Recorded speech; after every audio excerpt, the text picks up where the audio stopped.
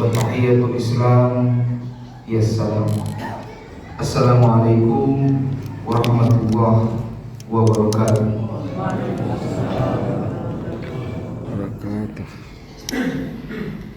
Wassalatu wassalamu ala Rasulillah Muhammad al-mab'uts rahmatan lil alamin wa ala alihi wa sahbihi wa man ihtada bihudahu wastanna bisunnatihi wa da'a bid'awatihi ila yaumil akhir, amma ba'd. Asyhadu an la ilaha illallah wahdahu la syarika lahu wa asyhadu anna Muhammadan abduhu wa rasuluhu la nabiyya ba'da. Allahumma sholli ala sayyidina Muhammad wa ala ali sayyidina Muhammad. Masyarul muslimin jamaah tarbiyah insyaallah dirahmati oleh Allah. Alhamdulillahirabbil alamin. Segala puji dan puji syukur tak henti-hentinya kita panjatkan atas kehadirat Allah Subhanahu wa taala yang telah memberikan banyak kenikmatan bagi kita sampai hari ini, sampai detik ini. Nikmat itu sungguh terasa, dan saya yakin di antara kita tidak ada yang bisa balas nikmat itu, tidak ada yang bisa ganti, karena nikmat itu tak ternilai. Dan di antara nikmat-nikmat Allah ada nikmat yang mahal. Nikmat yang mahal itu namanya nikmat maghfirah, nikmatnya ampunan. Dan lebih bagus lagi atau lebih baik lagi, di bulan suci Ramadan ini, dalam hadis Rasulullah SAW bersabda yang diriwayatkan oleh Ibnu Huzaimah, awal syahri Ramadan rahmah wa awsatuhu maghfirah wa akhiruhu ikun minan nar. Jadi awal bulan Ramadan itu rahmat, di tengah-tengahnya itu maghfirah, dan di akhirnya ada yang namanya pembebasan dari api neraka. Satu bulan penuh ini kenikmatan semua. Kalau kita puasanya 30 hari, 10 hari pertama rahmatnya Allah, 10 hari kedua maghfirahnya Allah, 10 hari yang ketiga pembebasan dari api neraka. Apa yang tidak nikmat dari ketiga itu? Dan di samping itu dilipat gandakan semua pahala kita dari kebaikan yang kita lakukan. Sungguh sebuah nikmat, dan basahilah bibir kita dengan selalu mengucap syukur kepada Allah. Salawat serta salam semoga selalu tercurahkan kepada Nabiullah Khalilullah Habibullah Muhammad sallallahu alaihi wasallam. Dan ini juga nikmat. Mengapa demikian? Kita harus syukur kita menjadi bagian dari umatnya beliau. Kita menjadi bagian dari umatnya beliau, yang insya Allah kelak di akhirat kita akan mendapatkan syafaat. Jamaah salat tarawih azakumullah. Puasa sebagaimana yang disyariatkan Allah kepada hambanya, yaitu menjadikan atau mampu menjadikan diri kita ini pribadi-pribadi yang bertakwa. Jadi orientasi dari puasa atau nilai akhir dari ibadah puasa adalah ketakwaan. Sebagaimana ayat wajibnya puasa, dan insya Allah kita semua hafal dan sering dengar. A'udzubillahi minasyaitonirrajim. Ya ayyuhalladzina amanu kutiba alaikumusiyam kama kutiba alal ladzina min qablikum la'allakum tattaqun. Ada keharusan. Jadi dengan puasa kita dikehendaki untuk bertakwa kepada Allah. Yang jadi masalah, bertakwa atau menjadi orang yang bertakwa atau tergolong dari golongan orang-orang yang bertakwa itu tidak mudah. Tidak hanya sekedar membalikan telapak tangan, tidak hanya sekedar puasa atau menahan lapar haus, menahan lapar dan dahaga, tidak. Namun banyak poin-poin, nilai-nilai, indikator-indikator dari ketakwaan tersebut, yang mana jika kita lakukan hal itu, insya Allah kita bisa masuk bagian dari kategori orang-orang bertakwa ini. Kita dapat predikat atau gelar, disimpankan kita gelar orang bertakwa. Nah, sekarang kita mesti tahu Apa yang mesti kita lakukan biar kita ini masuk kategori orang bertakwa? Secara eksplisit di Al-Quran banyak dijelaskan. Kalau kita baca Al-Quran, kita kaji atau kita baca terjemahan, misalkan di surah Al-Baqarah ayat 1 sampai 5, itu ada gambaran orang bertakwa. Misalkan ada lagi di surah Ali Imran, misalkan di ayat 133 sampai ayat setelahnya sampai ayat 140, kalau saya tidak salah, itu secara eksplisit jelaskan bagaimana itu orang yang bertakwa. Nah, ini saya akan sedikit memaparkan dan kita sama-sama belajar terkait dengan indikator-indikator ketakwaan. Jamaah salat Allah, sebagaimana yang dikatakan Sayyidina Ali bin Abi Thalib terkait dengan 4 hal yang mesti kita lakukan atau indikator ketakwaan ini biar bisa menjadi kaca perbandingan bagi kita. Kita ini sudah layak disebut bertakwa atau belum, atau bahkan tidak menyentuh sama sekali. Nah, ini bisa kita jadikan kaca perbandingan. Indikator yang pertama, sebagaimana yang dikatakan Sayyidina Ali bin Abi Thalib, al-khauf minal jannah, rasa takut kepada Allah Azza wa Jalla. Indikator pertama orang bertakwa adalah orang yang takut kepada Allah Azza wa Jalla, orang yang selalu merasa diawasi, orang yang selalu merasa dilihat oleh Allah. Nah, dengan puasa ini menghendaki kita untuk peningkatan keimanan. Dalam artian kita segala hal yang kita perbuat, kita yakin dan kita tahu akan dilihat oleh Allah. Dan rasa takut itu yang akan menghadirkan proteksi bagi diri kita untuk jangankan melakukan hal yang buruk, mendekatinya pun atau berniat pun sudah takut. Jadi itulah bedanya kalau takut sesama makhluk dengan takut kepada Sang Khalik. Kalau kita takut sama Allah, semakin takut semakin dekat. Semakin takut semakin dekat. Tapi kalau takut sesama makhluk, ya pasti semakin takut semakin jauh, lari gitu. Jalan di tengah hutan ketemu macan, tidak ada yang sapa-sapa macan, tidak ada. Pasti lari. Kalau dengan Allah, ketika ketemu kesempatan untuk berbuat buruk, tiba-tiba astagfirullahaladzim, ingat Allah, ingat ada yang lihat kita. Di saat itulah kita dekat. Yang kedua, al-amalu bitanzil, berbuat sesuai dengan tuntunan syariat, berbuat sesuai dengan apa yang telah diturunkan, artinya syariat. Mengerjakan apa yang Allah perintahkan dan menjauhi apa yang Allah larang. Nah, di bulan puasa ini, inilah momen kita untuk melatih diri. Bagaimana itu kita lakukan hal-hal yang Allah perintahkan. Apalagi dijanjikan dengan semua hal yang Allah perintahkan, jika kita lakukan, pahalanya lipat gandakan.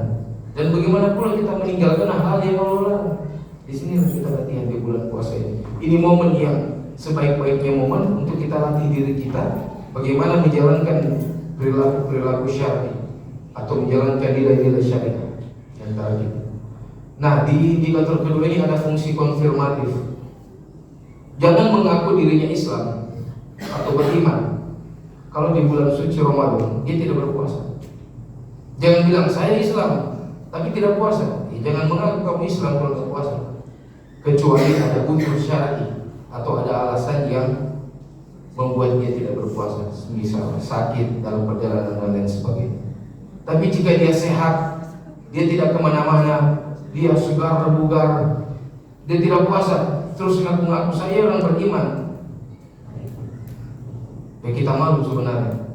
Jadi jangan pernah mengaku dirinya Islam dan beriman kalau dia tidak berpuasa di bulan Ramadan. Lebih luas lagi, lebih besar lagi, jangan pernah mengaku dirinya beriman, jangan pernah mengaku dirinya Islam kalau dia alergi dengan syariat-syariat Islam.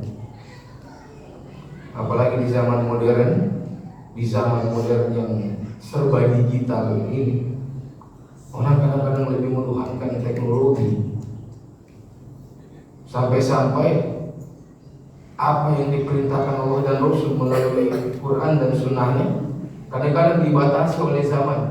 Wah, jangan, tidak cocok ini, tidak sesuai dengan konteks zaman. Jadi jangan pernah berprasangka seperti itu dan jangan pernah berperilaku seperti itu. Masyaallah muslimin azakumullah. Indikator yang ketiga yaitu ar-ridha bil qalil. Bersyukur. Mensyukuri segala sesuatu meskipun sedikit. Bulan suci Ramadan, di bulan puasa ini kita dituntut untuk itu. Kesyukuran kita itu sangat terlatih di bulan suci Ramadan. Jangan pernah mengeluh atas apa yang telah kita dapatkan meskipun itu sedikit. Meskipun itu sedikit, jangan pernah mengeluh. Kenapa? Sedikit pun itu pemberian. Tidak ada yang benar-benar hasil dari kita, melainkan melalui rahmatnya Allah Subhanahu wa Ta'ala. Karena Allah mengizinkan, Allah memberikan rahmatnya, itu sudah mutlak menjadi milik kita. Dan jangan pernah berpikir untuk tidak mensyukuri apa yang telah Allah berikan. Karena kenapa? Di Al-Quran Allah berjanji, jika kita mensyukuri apa yang Allah telah beri, Allah akan menambahkan nikmatnya. Dan jika kita kufur akan nikmatnya, ingat azabnya Allah sangat pedih. La in syakartum la azidannakum wa la in kafartum inna adzabi lasyadid. Di sini bisa kita lihat, perkara tidak bersyukur bisa mengundang azab. Perkara tidak bersyukur bisa mengundang azab. Jadi jangan pernah coba-coba mengundang azab dengan tidak pandai bersyukur atau tidak tahu terima kasih. Karena semua hal tentu namanya pemberian. Allah kasih. Jangan bilang kita punya mobil mewah itu usaha dan apa kita. Kalau Allah tidak rahmati, Allah tidak ridho, kita tidak akan miliki. Kita tetap berucap syukur. Tidak mungkin kita punya rumah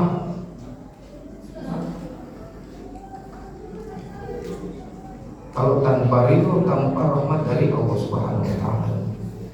Jamaah tarbiyah insyaallah dirahmati Allah. Yang keempat, yang terakhir, indikator yang keempat adalah al-isti'dadu liyaumir rahim. Mempersiapkan diri untuk kehidupan yang kekal, kehidupan yang abadi. Itulah yang orang bertakwa atau orang yang ingin dikategori orang bertakwa yang harus diperhatikan. Apa?